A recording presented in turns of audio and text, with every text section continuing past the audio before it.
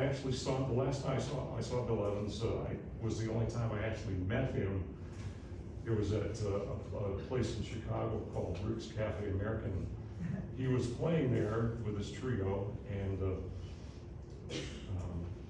I just happened to be there in the middle of a road gig, and I said, Bill Evans is playing downtown. Okay, night off, that's where I am.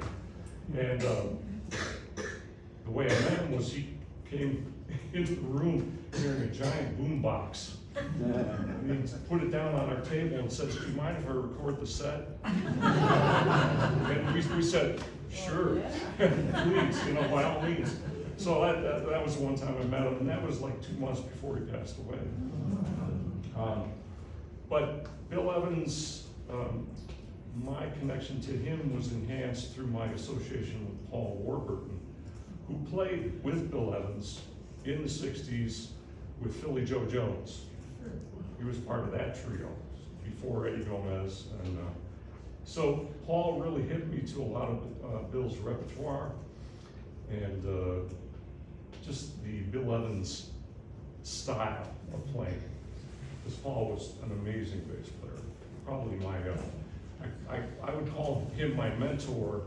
He would call himself my tormentor at times. But so that's my connection to Bill Evans on a more personal level. Bill Evans, of course, came on the scene in the mid-50s in New York, and Tony Scott, people like that,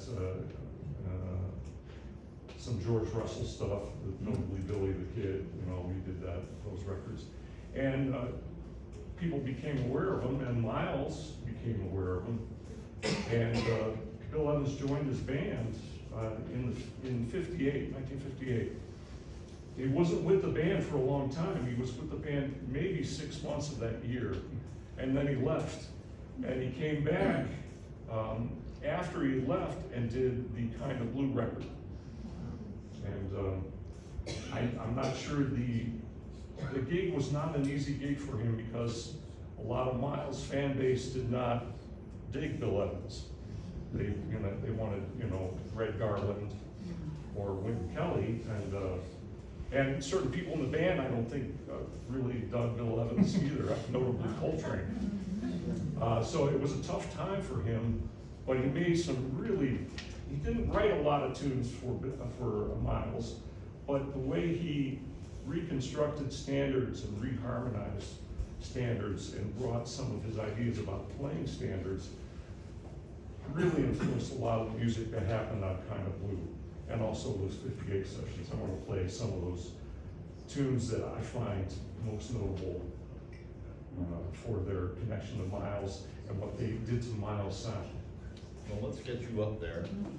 I do want to mention Kubo's got a thing going August 15th, live at the Vineyard. That's going to be a great show, but we'll talk about that later.